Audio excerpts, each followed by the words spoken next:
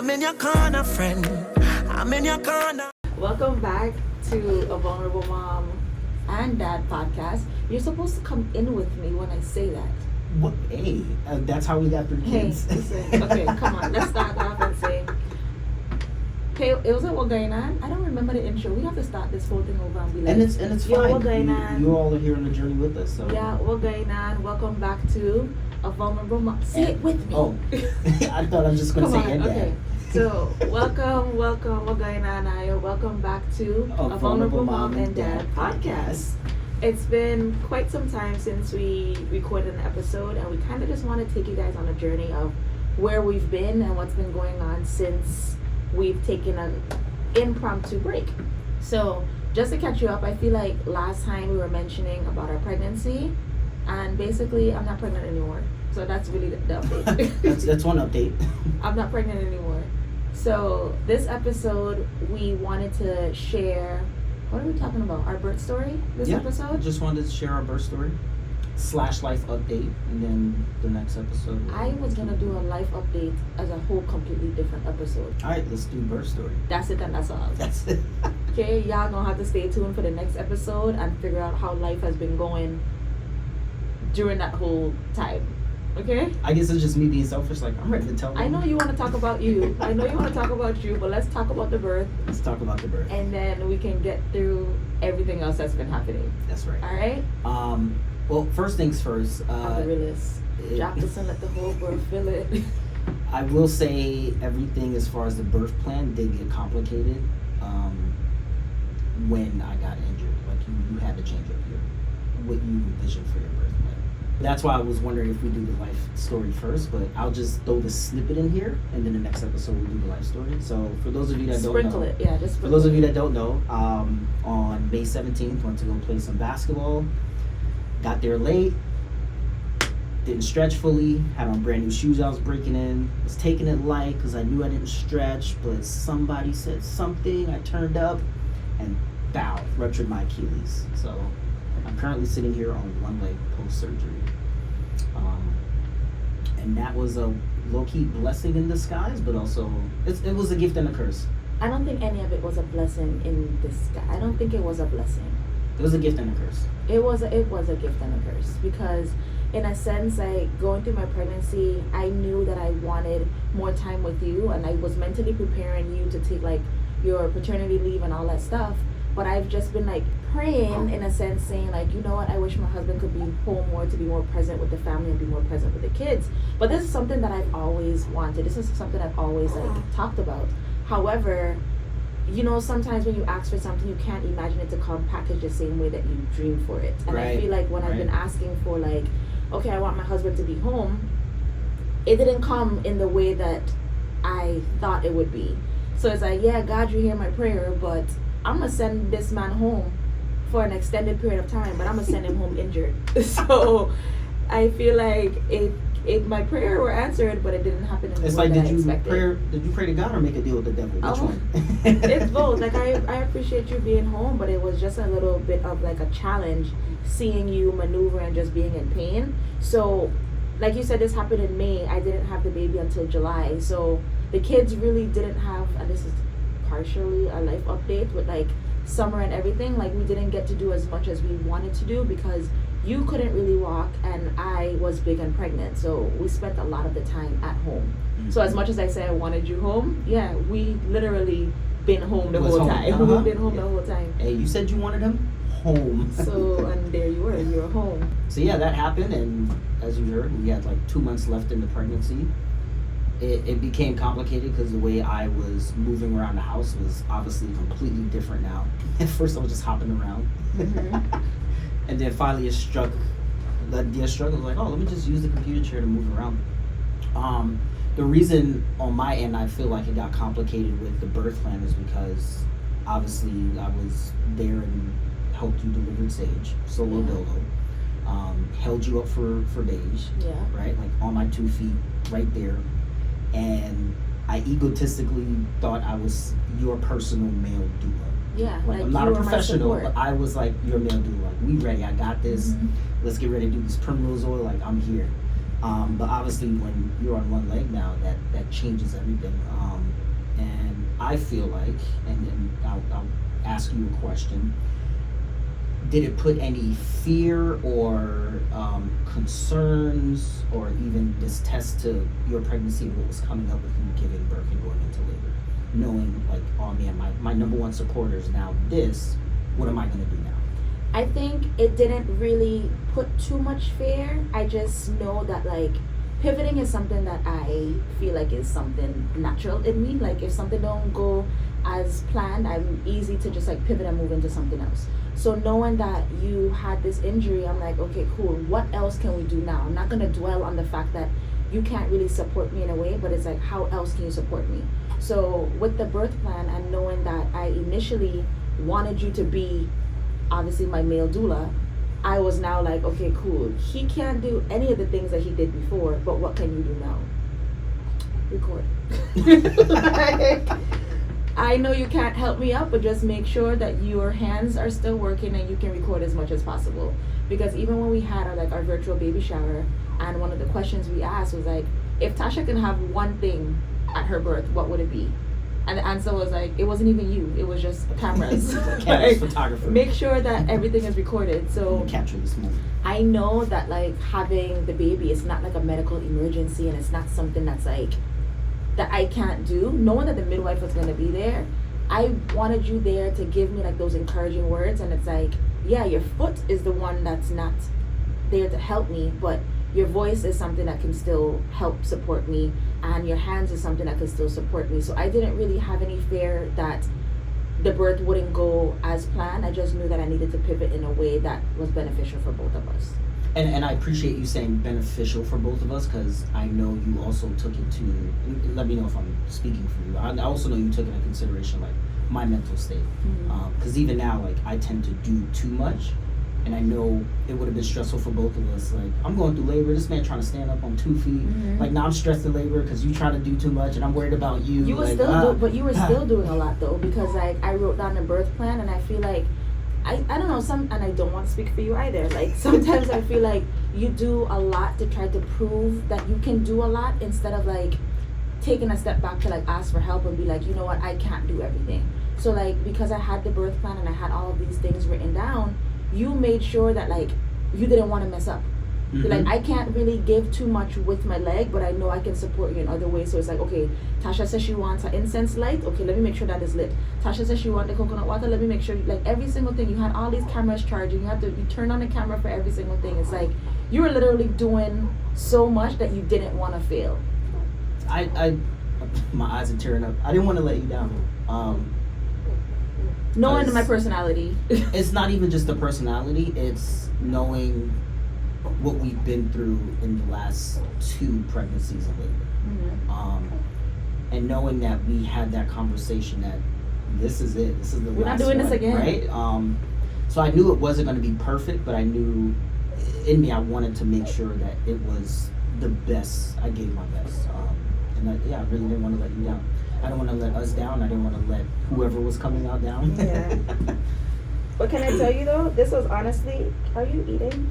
By the way, I have the baby with me. I'm pretty sure you can probably hear a little hear the baby background. thing. But if you're on Patreon, or if you're subscribed to our Patreon, you'll be able to see the full exclusive behind the scenes of this. So that's my little segue into my plug. Don't forget to subscribe to Patreon, patreon.com/avulnerablemom for extended behind the scenes clip of the podcast.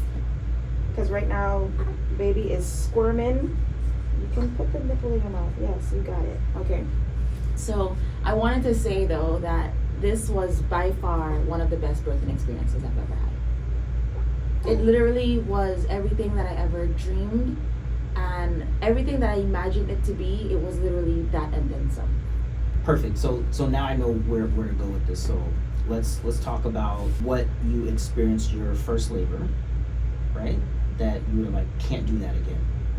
And then we're gonna go about what you experienced in your second labor and said can't do that again, and how you constructed your birth plan for this labor, and then we can talk about how we executed it. So first labor, Sage. Okay, so Sage y'all, we have tons of footage, episodes. You guys can go look at all those backstories on what happened, how it happened, because we could spend an hour talking about Sage's labor. I know. But in short, we had him at home, unassisted, Unexpected, unplanned, unassisted. Like, Sage's birth was literally nothing that I ever thought of, especially being like my first pregnancy, my first labor, my first birth experience.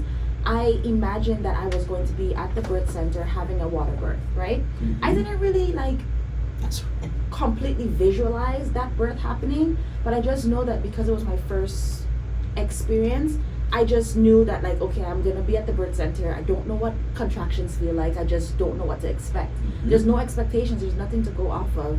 So with Sage's labor, it happened really fast because it was induced by castor oil. Basically, long story short, I was on the toilet laboring for a really long time, and because of my high tolerance for pain, I didn't really quite know how much dilated I was or how far along I was in the labor process, that when I felt like it was actually time to leave to go to the birthing center, I couldn't move. It was too late. It was way too late. I was laying down on the bed and I ended up pushing him out. And if you've seen our birth video, which is actually live on YouTube, when I was pushing out Sage and I was laying on my back, one of the things that I literally said was this is not the best position to be giving birth. And I know normally in a hospital they try to have you, some hospitals they give you freedom to move around and stuff, but in a majority of the settings you're laying down on the bed and you're forced to push the baby and deliver on your back, basically going against gravity. So while I was having Sage, I laid down and I'm just this is not the ideal position to give birth. But that's what my body did. I laid down. It was too late. I had no other choice but to lay down and push him out. The amniotic sac was hanging out. So sorry, we're here. So that's how Sage's birth happened. So knowing that I didn't want to lay down on my back, when it came to Beija's birth and her delivery, because I had a birth at home already, we intentionally planned to have another home birth. Because I'm I can do this already. I did this the first time, let me do it again. And with Beige, you can tell, if you look at the differences in the footage, you can tell what we learned. Breathing, right? Mm-hmm. Techniques, even making sure on my end, making sure cameras are running, charged and stuff. Yeah. On my end, I messed up on the playlist for Sage's birth because it was so chaotic. Gosh, listen. You had a specific playlist, and I'm sitting here playing culture reggae. I don't even know if I had a playlist. I just knew that I wanted music to be played, and the type of music. I'm a Caribbean girl, I'm an island girl. I'm just play some kind of music, because the entire time we were laboring, it was just me and you in the house. It was literally just you and I. And it became so quiet. I'm babe, please turn on some music. And all we're hearing is Eddie putting on some kind of hardcore reggae, boom shakalaka type. No, that's not. I put on some culture reggae. It was some hardcore reggae that wasn't even soothing. It wasn't soothing at all. But I'm so special. I'm so special. So special. It was different. So the difference between my first and my second, I was you know what? I need to curate an actual playlist. So when this happens and I tell him to play music, he can literally just play the playlist that I already curated. So that was one thing. You mentioned the camera. When Sage was coming out, the camera died literally as we were pushing him out. So we were you know what? Second time around, the camera can't die. That's you right. Need to make two sure SD cards, 3 everything. batteries, everything was up and running. Yeah. 2 tripods. I was. So good. you live or you learn. So the That's second time around, that was that. We also knew where, because of that experience, we knew where we wanted to have Beige. We knew we wanted to have a home birth. We joked about the backyard at the house that we were renting, but it solidified it once a midwife came in visit. She was oh, that's a big backyard. It'd be funny if you have a birth there. And was done. We were joking about it, but let's do it. And that was beautiful, man. It was a whole production. It was beautiful. Christmas lights on the tree. After having this birth experience, I didn't realize how much my body actually had to go through to heal from my second birth, because with my second birth, one of the things that I did not like during my birth experience was the fact that when I was pushing out Beige, I was squatting in the backyard, and after her head came out, the midwife, one of the things that she was trying to do was she's okay, let's have the baby. Mm-hmm. And she was telling me to push, but I was not working with my body, and I was literally just forcing the baby out, and I didn't have a correct contraction at that time. So basically my asshole, forgive my language, it's my podcast, whatever, my asshole came out, right? My hemorrhoids was literally from the inside sticking out, and I ended up I couldn't be able to. Onion. It was literally like a flower exposed. So for the first 3-4 days, it was very hard for me to sit down. So that was one of the things. It was hard for me to sit down. And because I was pushing when I didn't have a contraction, I ended up tearing. So I had to get stitches. So my butt I had to heal from. My Yeah, what, two vagina stitches? I had to I don't even know how much stitches it was, but that video is on my birth the birth video. Yeah. But I had to get stitches on my vagina. Then it was my first time ever experiencing afterbirth contractions, because I shared that on my Instagram recently. Afterbirth contractions is something that you experience when your uterus is contracting to get back to normal. And that usually happens on your second, third, like after you already have your first child. So I didn't experience it at all the first time. But when it happened the second time, I was like literally thrown off guard, because I'm like, what is this? What am I feeling? So now my vagina is trying to heal, my butthole trying to heal, I'm getting contractions in my stomach, and now I'm nursing 2 kids on my breast at the same time, because Sage never stopped breastfeeding. So I have Sage on my breast, Beige on my breast, both of them at the same time, getting stitches, my butthole hanging out, and I'm just like, wow.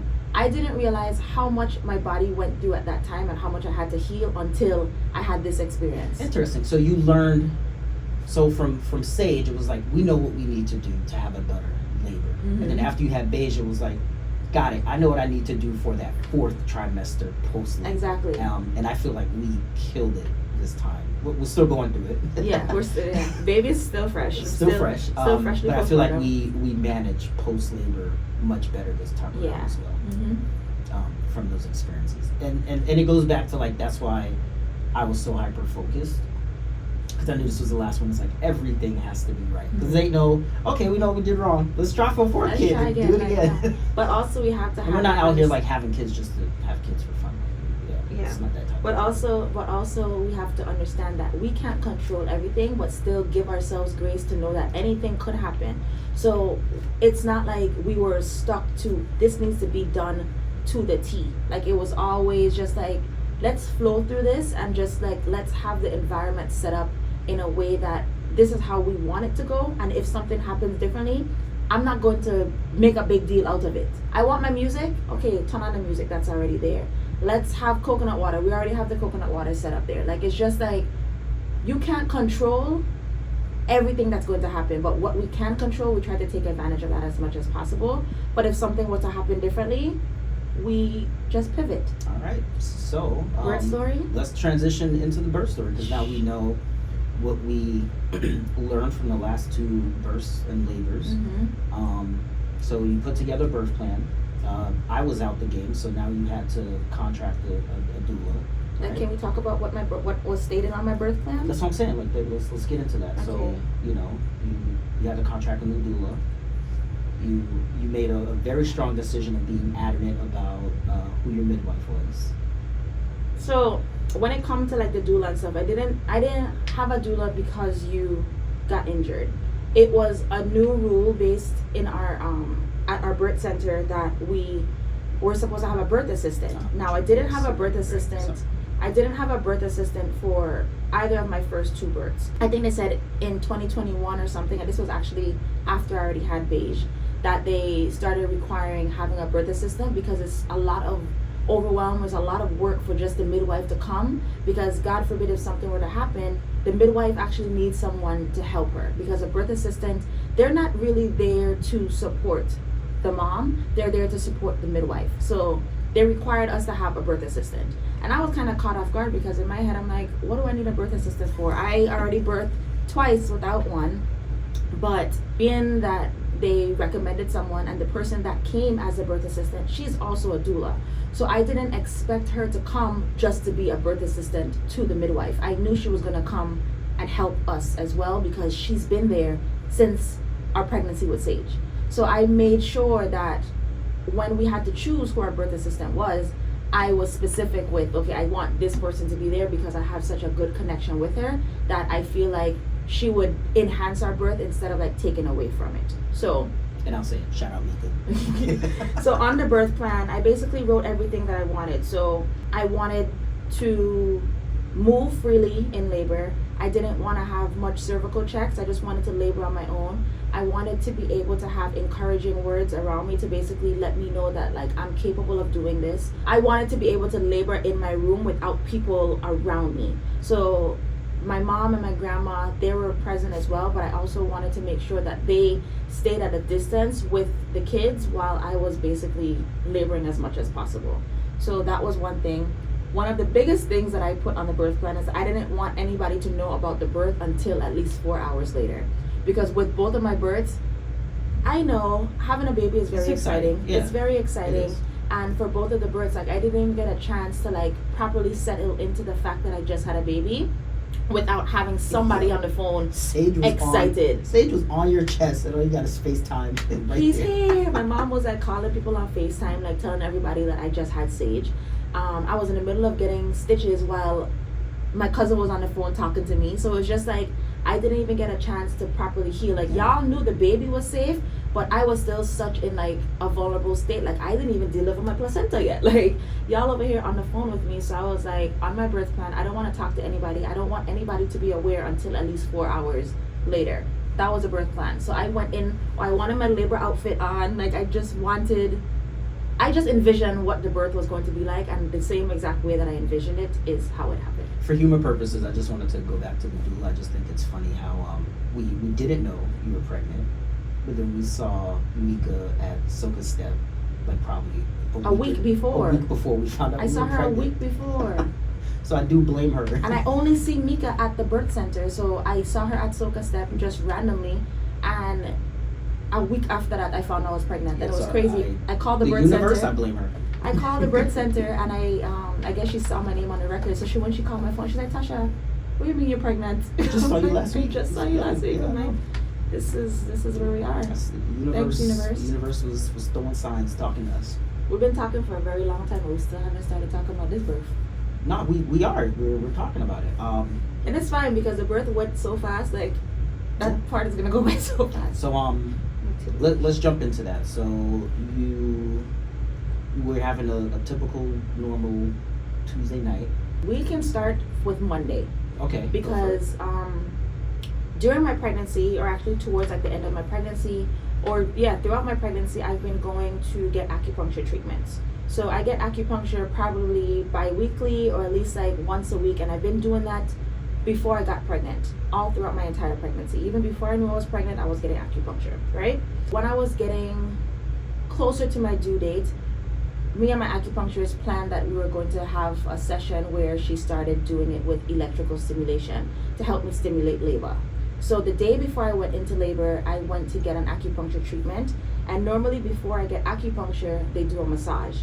So at this point, I was already 41 weeks and 2 days. I already passed the due date. So understand that when I'm talking about this birth story, I was way past the due date, okay? I was 41 weeks and 2 days. I don't want to say that I was ready to get the baby out because I feel like this pregnancy went by really fast, only because we found out that we were pregnant almost like 8 weeks into the pregnancy, right? So I feel like this one flew by. But anyways, it was like 41 weeks and 2 days. I went in to get acupuncture the Monday before I went into labor. The massage therapist focused on my legs. She started from like my thighs to my legs, and it was like the most painful experience I've ever had. Then it's your high tolerance of pain, because I was in a room with you. I did not see you like showing pain. No, you didn't see me when she had the massage. You came in when they did acupuncture. Ah, you're talking about the massage. Yeah, I said the massage was, oh my gosh, that hurt so bad. It hurt so bad. And then they were telling me if the baby didn't come the next day, to come back in the next day to have to do it again. And I'm over here like, baby, the way that this feel, I can't even come back the next day. So anyways, after I got the massage, the acupuncturist came in. She started to do my needles, and she put them in the trigger points to start stimulating labor. And she did electrical therapy or electrical stimulation, which just basically had shock waves basically throughout my body while I was full with needles. And during that time, I started to feel contractions as well. I left to go home. I think my appointment was probably like at 2 o'clock. I came home, I took a nap. After that, I was like, you know what, I'm gonna go for a 2-mile walk. Right after that, I went for a walk, and I took my mom with me. I did 2 miles, came home, and I started rocking on the yoga ball. And right when I got up from the yoga ball, I was like, I feel like something is coming out of my vagina. Went to check, and I was full of mucus plug. Mucus plug has been coming out for the past like 4 days, but this time it was like a lot. And that was it. Like, I just went about my merry day. I went for a walk. Like I said, it was probably around 5:00 p.m. And that was it. I went to bed at 9:00 that night, not having like any idea that maybe labor would start the next day, but I just knew that my body was tired, my legs were sore because I had just had the massage, and I'm like, you know what? If anything were to happen, I just need some rest. Let me go to sleep. And I went to bed at 9:00 p.m.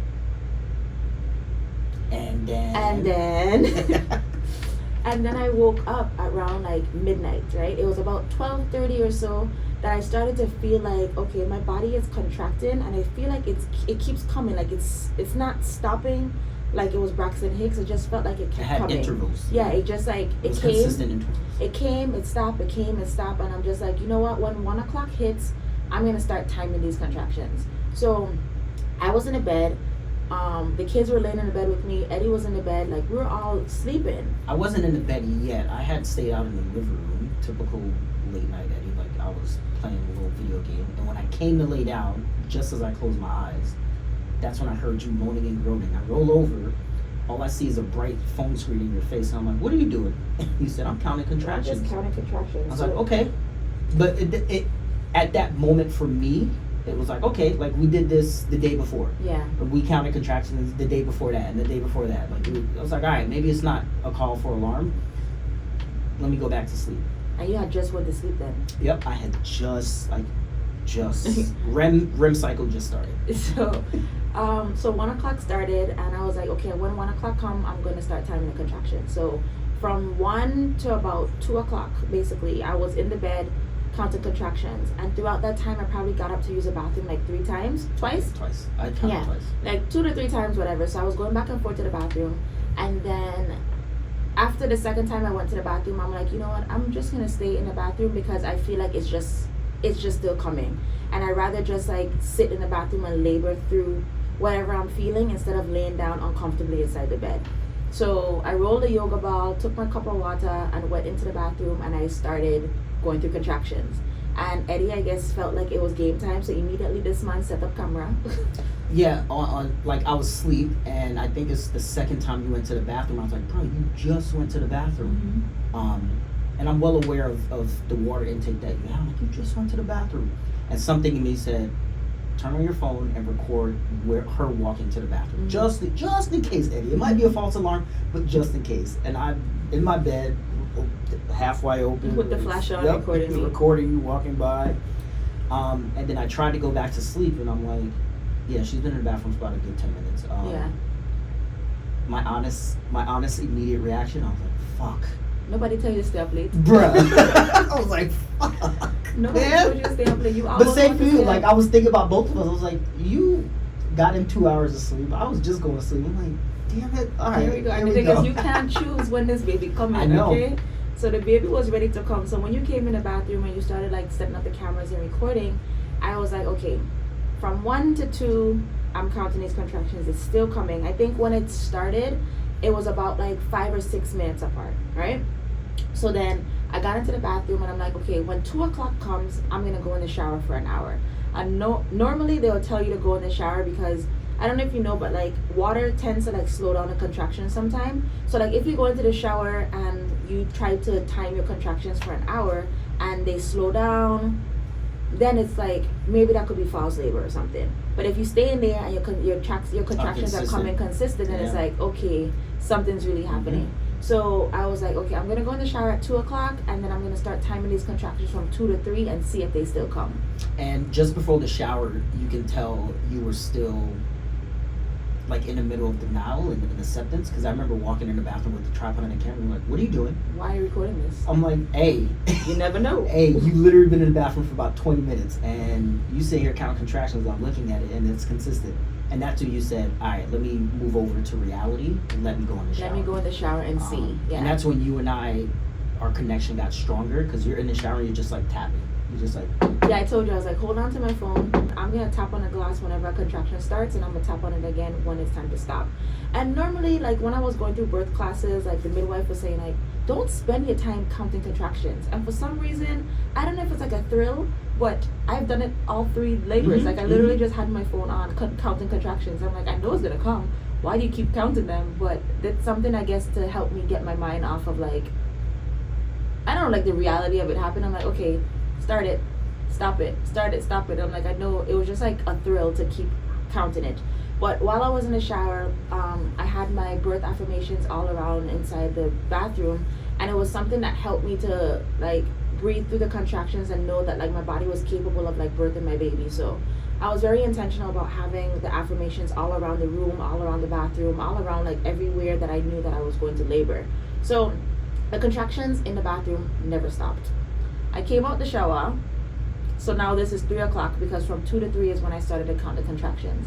Came out at 3 o'clock, put on my labor outfit, which was my yellow dress, because fun fact, when I actually got pregnant with this little beautiful child, I was actually working on my solar plexus chakra at that time. And solar plexus is basically focused on like your confidence. I had a few like subscribers, a few followers that went through the challenge with me, and we were just like focused on our confidence and basically what we wanted to like bring into the world.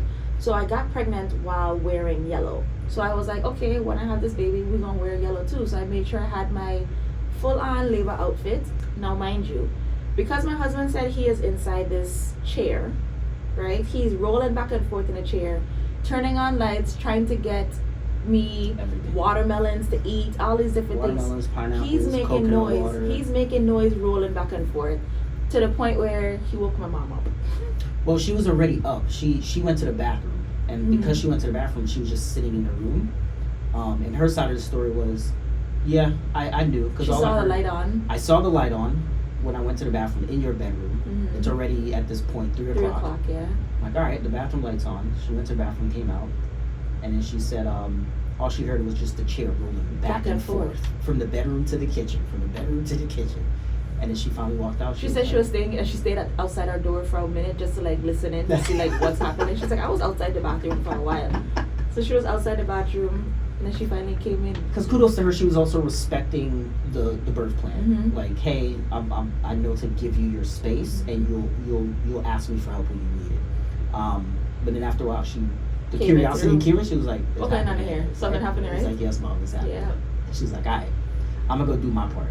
Yeah, Beige woke up. Yep, Beige woke up, and she was like, oh, come on, Beige, come on, Sage. Took them out the room. She's like, all right, I'm ready to do my part. Let's go. Let's get into action. So I started laboring right at the foot of the bed. From like 3 to 4 o'clock, I was off and on, like going on top of the bed to going to the foot of the bed, and I was just going through the contractions by myself. And at one point, it was like between 3:30, almost 4 o'clock, and I told Eddie, I'm like, okay, I think it's time to actually call somebody now. I think Mika showed up at like 5:15. Mika showed up about, anywhere between 5:15 and 5:21. I feel like I saw. So and what was interesting about that, like clearly I'm rolling back and forth in the chair. I'm having like 2 tripods lighting the incense. I'm moving the tripods in different positions to make sure I'm getting the angles. Called Mika, and at that moment Mika had pulled up. She was like, hey, I'm downstairs. And as soon as I said, babe, I'm gonna go downstairs and get Mika, I had a really strong contraction. It was the strongest contraction to the point where I was like, my body is pushing right now. I'm feeling it.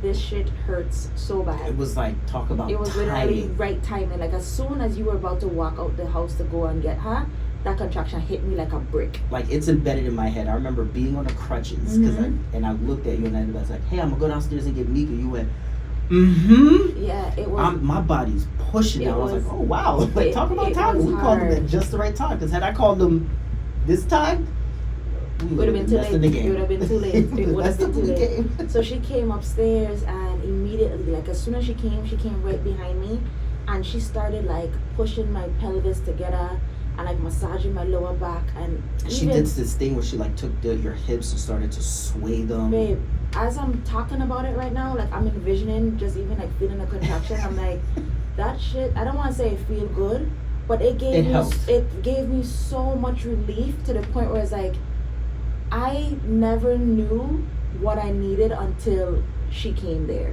And that goes back to what we talked about learning from the previous 2 births. I feel like in that moment when she did, it was like, this is why we have doulas. This is what I was missing from the first 2, and this is why, like you this said, is why we have doulas, because a lot of times people. Because I didn't know to do that. I would have not known to. And I was sitting here talking about like Eddie is the only support system I needed. I just need you to touch me. I just need you to encourage me. And then she came and I'm like, babe. Not that I don't know how to touch my wife, but it's the massaging aspect of being able to, like, sometimes you just need a woman's touch and a woman that knows, that has experienced it, to know exactly what it is that you need to, like, emotionally just like relax. And she was there making it feel like so much easier to cope. And even throughout that, like, she saw all of my affirmations around the room, and unintentionally, well, probably intentionally, she was literally just reading my affirmations to me. So I'm literally listening to her talk about, you're a birth goddess, like, you are here to bring life in this world, like, you can do all of this, like, you are going to, like, she was literally reading my affirmations on the wall to me, pushing into my hips, rocking my hips, and I was like going through everything, and I'm just like, this is what I needed this entire time. It felt so great.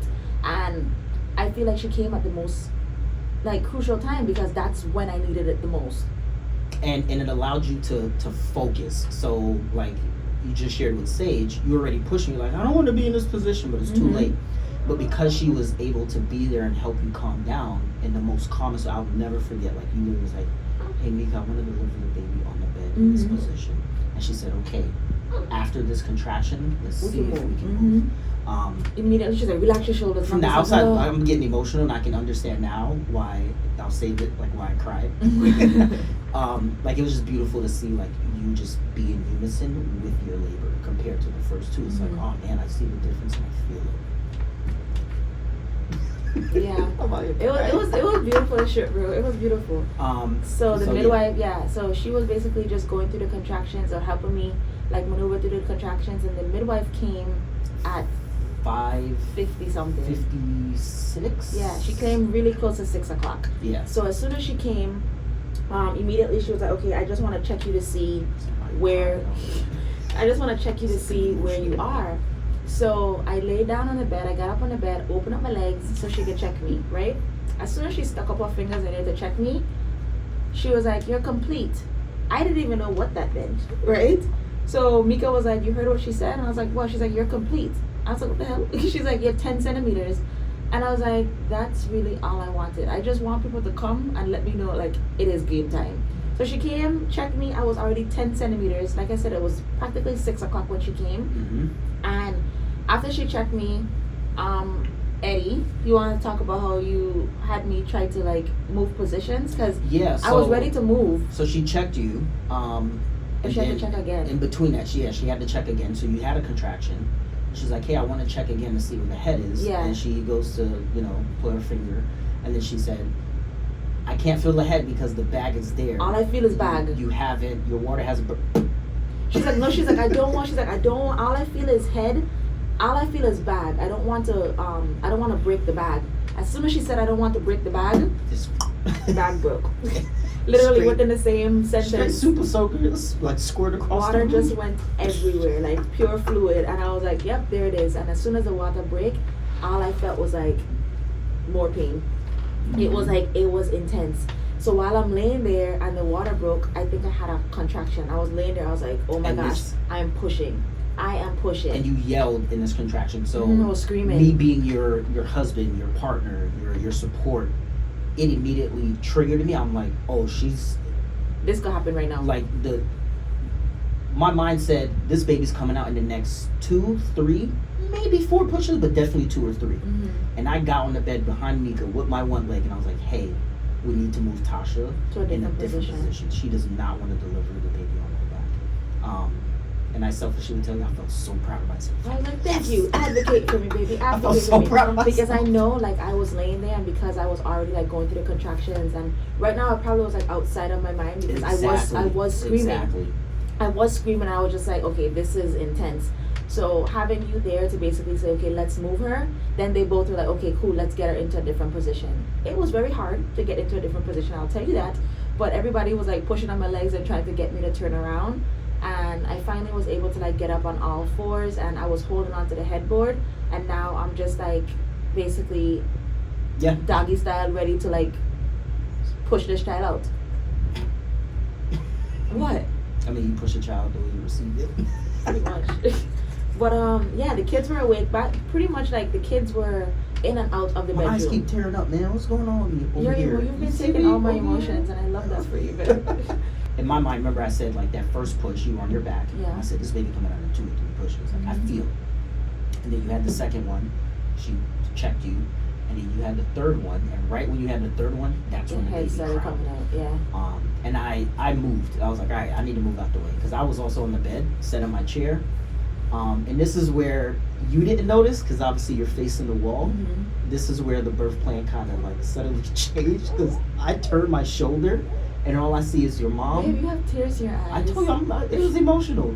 I turn and to my left and all I see is your mom, Sage, and Beige at the door. And I'm like, just staring. no offense, y'all ain't supposed to be in here because that's what the birth plan says. But No, I wanted them to it's see too it. late, y'all are here. Yeah. So yeah, and then the next push, Baby. and then the next push is when the head came out, and this goes back to that experience of the other one. Tanya said to you, "Don't push again until you have another contraction." Mm-hmm. And you were so relieved. You were like, ah. And then and the thing is, like, I wasn't screaming with Beige. I was literally screaming as the head was coming out and screaming as I was pushing out the rest of the body. This time I felt like I was more in control of the body, so I was just like, like it was more like a deeper push with my body that Yeah, because didn't. Beige, you definitely like.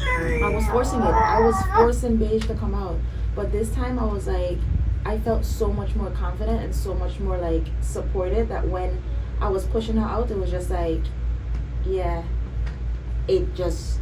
Oh, you just gave the gender. I mean, she just came out, and the kids were in the back. And what's crazy is, although this is a podcast episode and you can't really see unless you're on the Patreon, but on the birth footage, unfortunately, we didn't get any of the kids' reaction. The camera was literally just facing my ass the whole time, so you can see everything, but you can also hear the kids in the background. Like when her head came out, like Sage was like, "Oh my gosh, she's so cute." So that was like the cutest thing. And then apparently my mom said that Sage ran into the living room and dropped to his knees. I was like, oh my gosh, With his fist to the sky. I'm so excited that my sister is here. And then he finally came back into the room with like tears in his eyes. Like he was so emotional at the fact that like the baby is here. So it was just like a beautiful, I don't know, overall it was just a beautiful experience from start to finish. Labor was about 5.5 hours. She came out at like 6:21. So starting from 1:00 in the morning to 6:21, that was my whole entire labor process. And on my end, as you can see and hear now, like I'm emotional. I cried and I said it out loud. I was like, yo, Tasha, I didn't cry for Sages. I didn't cry for Beiges because clearly I'm in the action. But this time being on the outside, being a different level of support, it was just you were able to soak it in this time. Yeah, I was able to soak it in, and bro, I was bawling when I saw her come out. Bro, my back was tore. I didn't even want to hold the baby at that time. I was literally just Your sitting body there. I was in done. relief. I was like, all right, bet this baby come out. And the midwife was like, okay, we gotta get you to mommy. I'm like, bro, I don't even need the baby right now. Yeah, because at this point, like clearly the umbilical cord is through Tasha's legs, and the midwife is holding the baby. It's like, all right, we need you to swing over your ready leg to sleep. so we can put the baby on you. And I just feel like every single birth had their own unique little thing to They're all it. beautiful. But they were all beautiful in their own way. But this by far, like I said, was the best experience. And I feel it's because I know that this is like a closing to our chapter, and it was great to have both of the kids there present. Like with Sage, obviously we didn't have no kids. This was our first time. With Beige, Sage was sleeping, so he wasn't even part of it at all. But with this one, knowing that they're 5 and 3 and so fully aware about like what's happening, and to have them there to see it, it was such a special moment for me that I was like, this was just beautiful. And I remember one of our thoughts is Beige going to be as interested and invested with the baby as she was when the baby was in the belly? Yes, She is. As soon as the baby came out, She's "Can I obsessed. kiss the baby? Can I kiss the baby? She's very obsessed with the child. So right now I am currently in the 4th trimester, and I am still navigating it, still maneuvering it, so I can't really like share too much about like what's been going on. I'm just taking it day by day and continuing to rest and continuing to like listen to my body. But this was the birth story, man. It was beautiful. Going back to like the different experiences we have for the births, it's just funny to see the personalities attached to each kid for the birth. maybe I'm a little too cerebral. Like, Sage is someone that's like solo dolo, let me do my own thing. We literally had him solo dolo. Nobody else there, right? Beige is. Wow, I didn't notice this as you're saying that. I'm like it just wow, hit me. Beige is I need all the attention. You need to come give me everything. Her birth story was a production. A whole production, lights, cameras, everything. We even had a photographer there on the spot. So now it's interesting to say, like, how do we view this birth story? I mean, she's gonna have her own personality. But can we anticipate her personality reflecting the birth story? How she is. Which is like, are you gonna be calm and patient and communicative? Which I think she is. Only time will tell now, huh? Yeah, only time will tell. But they have. Are we? I'll ask because I know they're probably wondering. Are we gonna say the name? At least the first name. We don't have to do the full name. Her name? Yeah. Her name doesn't rhyme with Sage or Beige. Because people are like, what is her name? Is it going to be Paige? And I'm like, no, her name's not Paige, one. So yes, it is a baby girl, and her name is... Are you going to say it with me? Oh, yeah, I'm like, are you My mouth is open. No, okay, I was ready. Her name is Amali. Her name is Amali. Her name's Amali. Yeah. That's it. Her name's Amali. Yeah. Taasha had a list of names that she was looking at. Like a whole list of names. It was like, I think it went from 15 to 10, like we were slowly cutting it down. And the kids chose it. And then she had the kids, well, she had Sage read it, because Sage can't read. Yeah. And then the kids chose the name. So, the only thing is, the middle name kind of sort of rhymes with Sage and Beige. But poor Beige, she does not like the name. She did not like that middle name as the first name. So we compromised, and the name that Beige liked is the first name. And the name that Sage liked is the middle name. So her name's Amali. And that's it. That's right. I hope you guys enjoyed this birth story. Yeah, man. And was able to have like a visual about like what it looked like. But yeah, you can follow us on Instagram or subscribe to our Patreon. You might be able to see clips of it. That's right. There online somewhere. You'll see things. Oh, my baby about to cry. Oh. Hi, mama. But yeah. But that's it for this birth story. Stay tuned. And we hope you enjoy this podcast. Please, as always, give us feedback. Let us know what you like. What can we do different? Because we're open to navigating and changing. We're having fun doing this. I'm sitting here enjoying myself. Leave a comment. Go ahead and rate this podcast. Give us a 5. Yeah, share it with your friends. Yeah. We'll talk to y'all next time because my baby is ready to eat. You want to say something? I think she's just saying hi to you guys. Or farting. But either way, our time is up. Time is up. Time to be a parent now. Bye. Thanks, guys. And I'm never gonna let you down.